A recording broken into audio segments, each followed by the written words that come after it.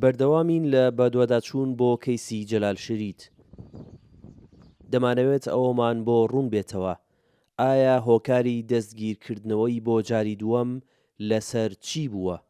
بۆچی کەیسەکەی پاش 17 مانگ نابرێتە پێشدادوەر؟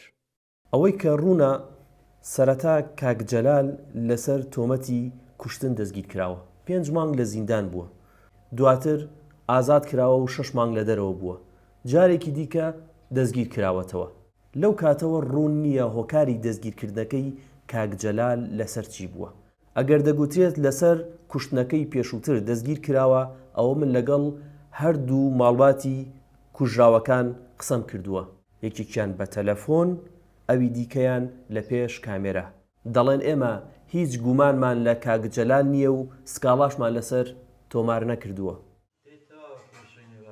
وەحید موهاجیر برای یەکێک لە کوژراوەکانە کە ناسرا بوو بە سەرباز چاوشین.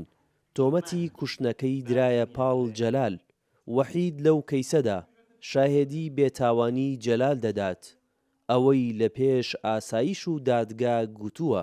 بانکراوین لەلایەن ئاسایشی سلێمانیەوە. گوتیان جەلال شریتی لە شۆ دەناسی، گوتم جەلال شریتی بەهۆی لە مێژە دەناسیم، بەهۆی ئەوەی کە یەک گۆرانی بێژە، دوو جیران دیهاتین لە ڕۆژهەڵاتێ، واروەها لە ناو حیزبی دموکراتیش یەکترمان ناسی و هاتوچۆ یەکتریشمان کردو. گوتی هیچ گومانێکت لێ نییە؟ گوتم نەوەڵڵا.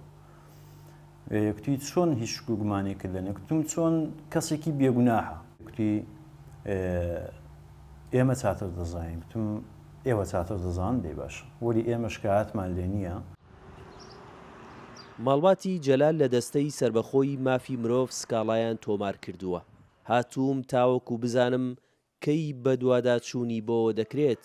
بە گوتەی بەرپرسانی دەستا بەهۆی بارودۆخ و گوزەرانی ماڵباتەکەیەوە جەلال شریت تا ئێستا پارێزەری نییە، بۆیە هەوڵی بەپەلە خراوەتە گەڕ تاوەکو پارێزەری بۆ دابین بکرێ. ئەو کەیسە کە سکاڵامان وەرگرت لە هەفتەی ڕابردوو تەقدیمیان کردووە، وەکو دەستە ئیشمان لەسەری کردووە. تاکید ئەوەیان دەکرد کە دەستگاکانی ئەمنی نەزانن، یعنی من نازانم ئەو ترسە تهدید کراون کە ئەوەندە دەدرسن یان خۆیان بە حەزەرن. کە سکاڵایان تۆمار کرد، گوتی ئێمە حەز ناکەین دەستگاکانی ئەمنی بزانن کە ئەمە سکاڵا تۆمار دەکەین. دیارە بە عایلەکەیان گوتبوو من ناوێرم قسە بکەم کە کەیسەکە لەسەر چییە.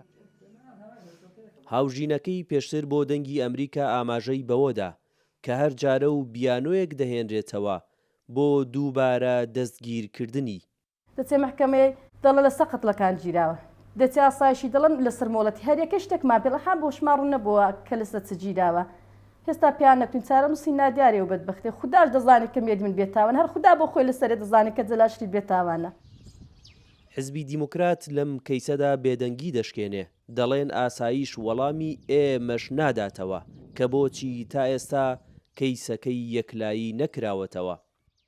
ئەوە مەوزوعێکە گیراوە کە ئەتهامێکی لە پاڵایە، ئێمەش داوامان کردووە، هەر تەخەلوفێکی کردووە، هەر سزایەکی هەیە، هەر شتێکی هەیە پێمان بڵێن ئەگەر شتێکی نییە گوناحە ئەوەندە لە زیندان ڕایگرتنەوەمە.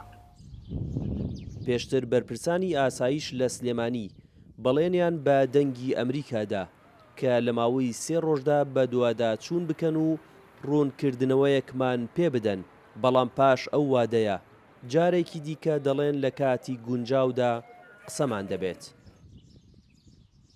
ئێستا گومانەکە لەوەدایە کە هۆکاری دەستگیرکردنەوەی پەیوەندی بەو بەند و گۆرانیانەوە هەبێت کە هونەرمەند جەلال شریت لەم دواییانەدا لەسەر ڕژێمی ئێران گوتوویەتی. هونەر ئەحمەد بۆ دەنگی ئەمریکا، هەولێر.